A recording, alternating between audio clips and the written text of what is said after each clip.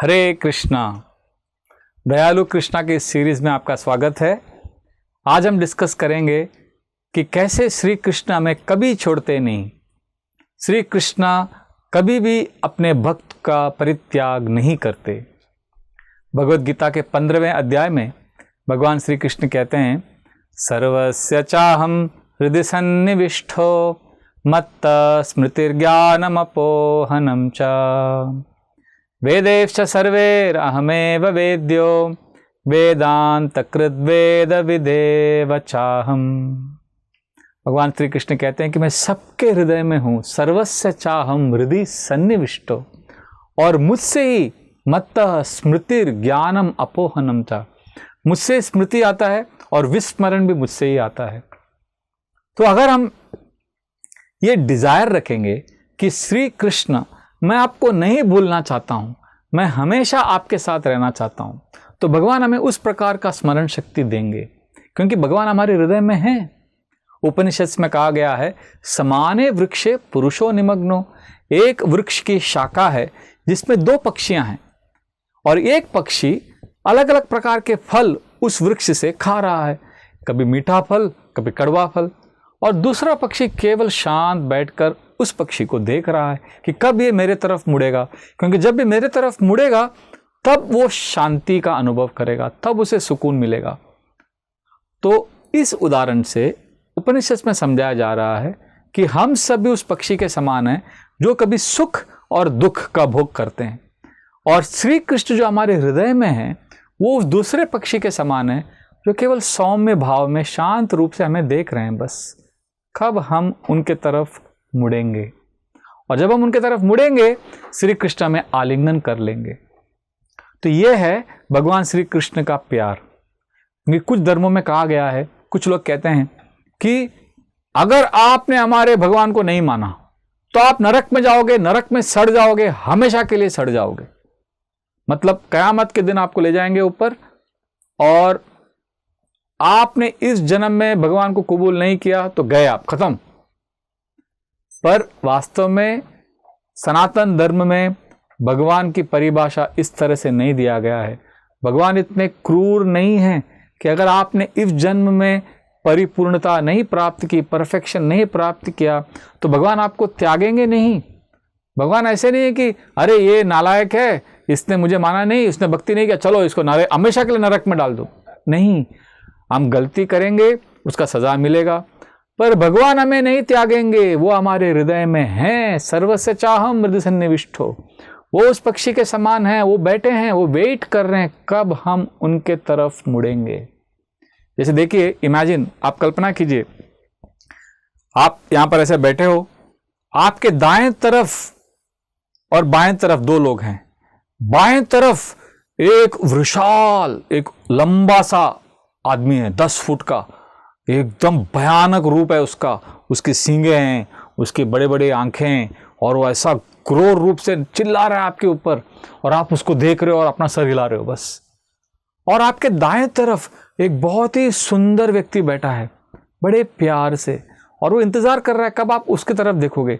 वो भी आपको कुछ बोलना चाहता है, वो भी आपको प्यार की बातें करना चाहता है, पर हमने क्या किया है, उसको इग्नोर किया है, और केवल इस विशाल राक्षस टाइप व्यक्ति को हम देख रहे हैं बस।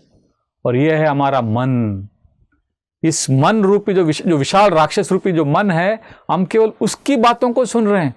और हमारे दाहिने तरफ श्री कृष्ण है, अर्थात हमारे दिल में कृष्ण भी है, हमारे अंदर कृष्ण भी है, हमारा मन भी है।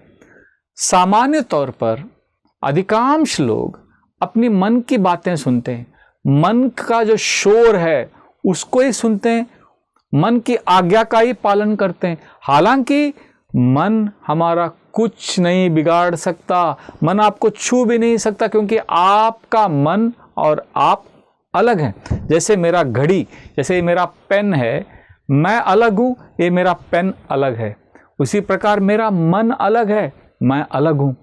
पर हमने अपने आप को मन के साथ इस तरह से जोड़ लिया है, मन की बातों को हम इतनी गंभीरता से सुनते हैं, उसकी आज्ञा को हम इस तरह से पालन करते हैं कि हमें लगता है कि हम ही मन हैं, मन और हम एक हो गए हैं। हम अपने आप को उससे अलग नहीं कर पाते। मन की हर बात को हम फॉलो करते हैं, वो हमारा इस तरह से शोषण कर रहा है। अगर आपके पति या पत्नी आपका शोषण कर रहे हैं, आपके परिवार में कोई शोषण कर रहा है, तो आप पुलिस में कंप्लेन कर सकते हैं, पुलिस में रिपोर्ट लिखवा सकते हैं। पर आपका मन आपका शोषण कर रहा है, आप किसको बोलेंगे? कौन सा पुलिस स्टेशन आपका रिपोर्ट लिखेगा? कोई नहीं लिखेगा, क्योंकि हमने बड़े सीरियसली इस मन को लिया है। हमें क्या करना है?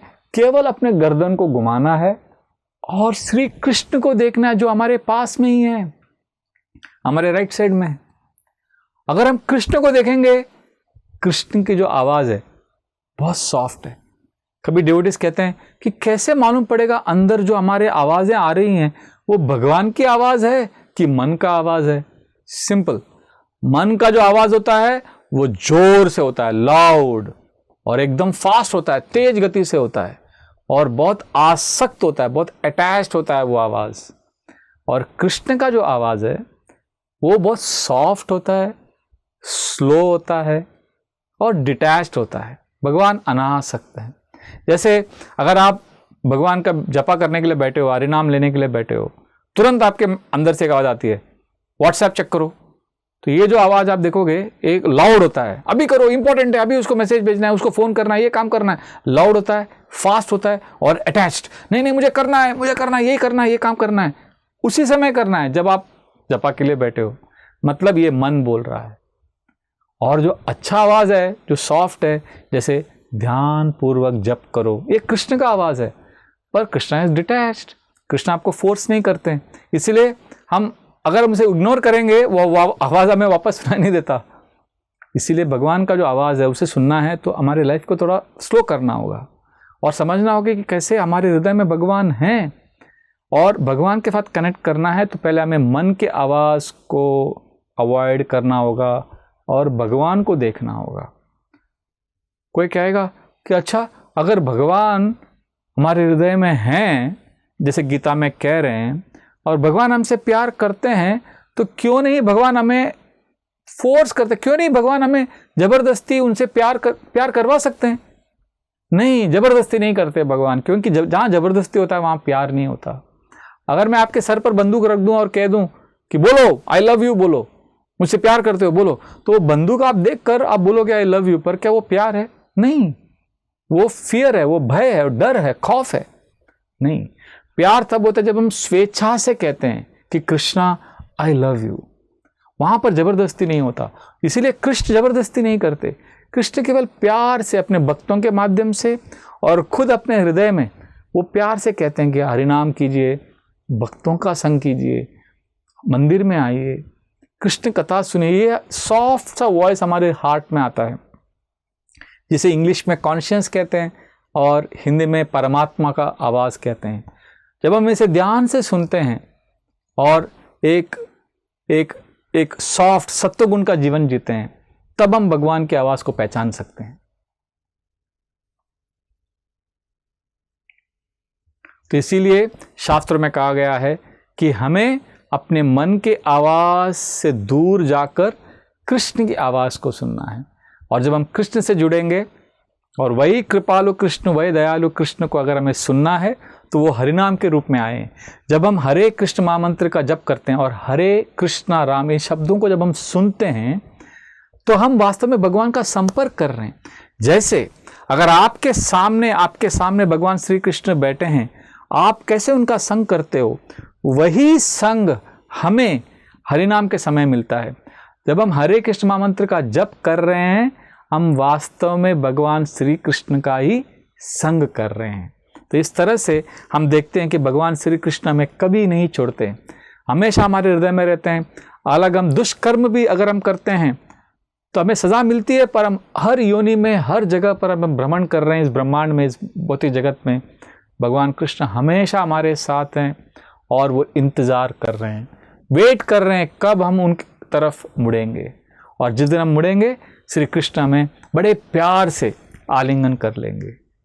हरे कृष्णा कृष्णा कृष्णा हरे हरे, हरे राम राम राम हरे हरे।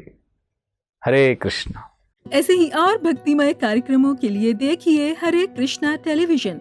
और इसे प्राप्त करने के लिए आप अपने केबल अथवा DTH ऑपरेटर से संपर्क करें तथा और अधिक जानकारी के लिए आज ही डायल करें 7666 839 839।